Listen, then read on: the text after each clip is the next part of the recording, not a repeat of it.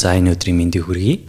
За ингээд анхлан хувьцаа худалдаж авахд гаргадаг түгээмэл гаргадаг алдаануудын цуврал маань өөрчилж байна. За энэ удаагийнхаа дугаараар margin ашиглах гэдгийг тайлбарлах гэж байна. Анхаарлаа тавина уу?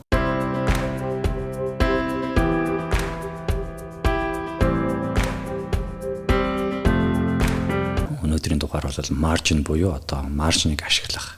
За margin гэдэг үг маань бол ерөнхийдөө бол та байхгүй мөнгө хүнээс зээлж хэрэглэхийг хэлдэг.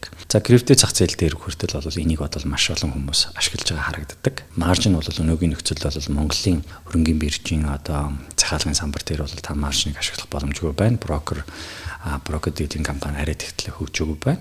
Тэгвэл гадаадын одоо та хувьцаа худалдаж авахд маржиныг ашиглах боломж бол өндөр байдаг. Мөн крипто буюу одоо крипто валютын зах зээл дээр бас маржиныг ашиглах боломж 10x, 50x, 100x гэдэг ч юм уу. За forex дээр бас 10x, 50x гэж явдаг байгаа. За тэгэхээр анх одоо хувьцаа худалдаж авж байгаа крипто валют худалдаж авж байгаа хүмүүс маань маржин гэдгийг бол хизээч ашиглаж болохгүй. За энэ маань бол маржин маань хоёр иштэй хутга гэж ярьж болно. Нэгэсэнд алинаас нь барихад гар өвдөх, гар зүсэх аюултай гэсэн үг. Тэгэхээр маржин гэдгийг бол маш өндөр түвшинд судалж байж, хувьцаа хуулийн хөрөнгөний зах зээлийг бол маш өндөр түвшинд эзэмшиж, техникийн шинжилгээ, суурь шинжилгээг маань сайн хийдэг болсныхаа дараа бол та бүхэн ашиглах боломжтой. За маржин гэдгийг бол энгийн өгүүлбэрээр тайлбарлах юм бол та байхгүй байгаа мөнгөө брокеринг компаниас зээлж худалдаж авахыг хэлж байгаа байна. Нэгсэндээ та 100 төгрөгийг одоо процент тавиад за тэрийг одоо 10x гэх юм бол 1000, одоо 100x гэх юм бол 100,000 болгох ч гэдэм юм ингээд болон өгсгөөд арилжаанд орчихно гэсэн санаа юм байна. Та бусдаас мөнгө зээлэн тэр тусмаа тэр одоо хэдэн x байх тусмаа бол таны тэдэн x-ийн та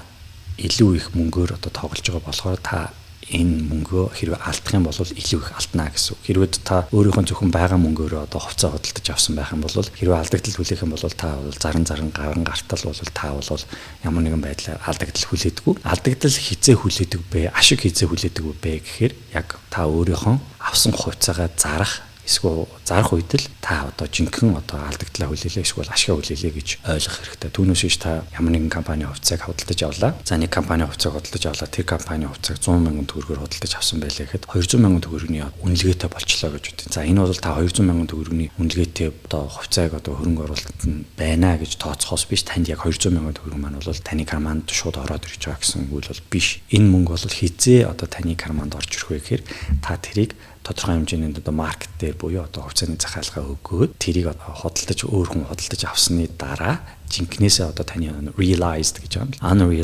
Realized буюу одоо бодиттой хэрэгжчихсэн мөнгө гэсэн санаа юм байна. Тэгээд ингээд зарагдсны дараа жинкнээсээ бол энэ мөнгө бол таны төрөвчөнд орж ирлээ гэж үздэг байх нь байна. За мөн яг энтэй адилхан та 100,000 төгрөөр худалдаж авсан хувьцаа маань 50,000 төгрөгийн алдагдал хүлээгээд 50,000 төгрөгийн үнэлгээтэй байх юм бол мөн бас та гутрах хэрэггүй.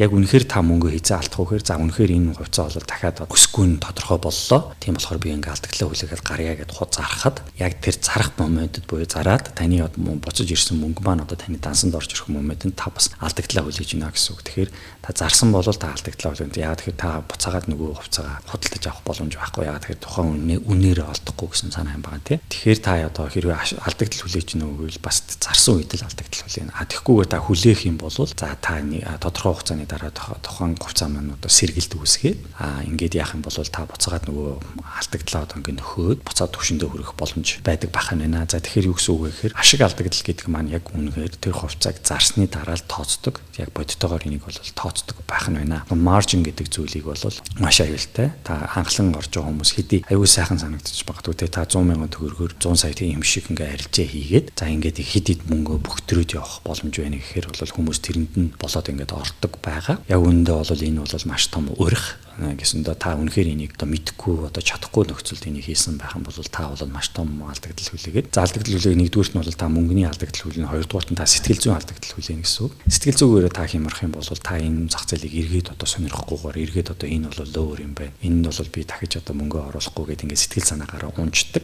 Мөн бас гуравдугаарт нь бол одоо сэтгэл зүйн маш том дарамтанд ордог. Маржин ашиглаад хийчдэг. Та ундаж чаддгүй нөгөө хувьцаа маань одоо дээшээ доошоо ингээд хөдлөөд явах юм бол таны эрүүл мэндэд аягүй муу байх ч. Тэгээ энэ маань бол forex-ийн зах зээл дээр орж байгаа хүмүүст бас ажиглагддаг. Өөрт байхгүй чадахгүй мөнгөөрөө маржин ашиглаад бусдаас зээл одоо бусдаас гэдэг нь брокероос мөнгө зээлж ийн гэсэн үг тий. брокероос та мөнгө зээлээд ингээд орчдөг. За ингээд нөгөө валютын маань үн маань одоо долларын үн маань юм йений юм маань ингээд хэлбэлцэж эхэлдэг. Хэлбэлцэл болгон дээр одоо зүрхний хэмнэл маань алдагдаад эхэлдэг. Тэгээ ундаж ододгүй ийм маржин гэдэг юм бол байгаа болохоор тэр бол байгаа шалтгаан байгаа. Шалтгаан нь бол маш олон жил хэрэгэлсэн одоо олон жил одоо ашиг алдагдлаа хүлээгээд сурцсан хүмүүс энийг хэрэгэл мэдээж хэрэг бусдаас одоо байхгүй мөнгө босгоод ингээд үнэхээр бодиттой мэдж байгаа юм дээр орох нь бол мэдээж хэрэг ашигтай байж тараа тэгхгүйгээр мэдхгүй юм дээр бас дээрээс нь ингээд мөнгө зээлээд орох юм бол энэ бол маш одоо аюултай юм байна. За ингээд энэ удаагийн дугаар бол анх орж байгаа хувьцааны зах зээл болон хөрөнгөний зах зээл, валютын зах зээл, форексийн зах зээл, криптовалютын зах зээлд орж байгаа хүмүүсийн одоо төгөөмөл гаргадаг алдаа бол маржинны алдаа буюу маржин ашиглах, маржин опшн гэдэг нэг байна, фьючерс гэдэг юм байж чинь тий. Тэдрийг ашиглах хитрхи яарах одоо нэгсэндээ хитрхи шунах гэж юм тийм. Тэгэхээр бол шунал бол маш их аюултай. Тэгэхээр бол хөрөнгөний зах зээлд орж байгаа ямар нэгэн байдлаар энэ зах зээлийг сонирхож байгаа бол одоо шунлаа дарах, сэтгэл зүгээ барих одоо сэтгэл зүйн одоо бүр маш том хичээлүүд тийм. Манай зүгээс бол сэтгэл зүйн хичээлийн цувралуудыг бас бэлтэж байгаа. Дуудахгүй хөргөнө гэдэгт найдаж байна. За ингээд дараагийнхаа хувьцаа хөдөлж авч байгаа хөрөнгөний зах зээлд орж байгаа хүмүүсийн төгөөмөл гаргадаг алдаануудынхаа дараагийн дугаар хүртэл баяртай. Хамгийн гол нь өөрийгөө одоо сэтгэл зүгээ сайн удирдах та олон жилийн одоо энэ их хөрөнгө оруулалт хийгэрэй гэдгийг бол та бүхэндээ ерөөё. За ингээд анхаарал тавьсан явдалд баярлалаа.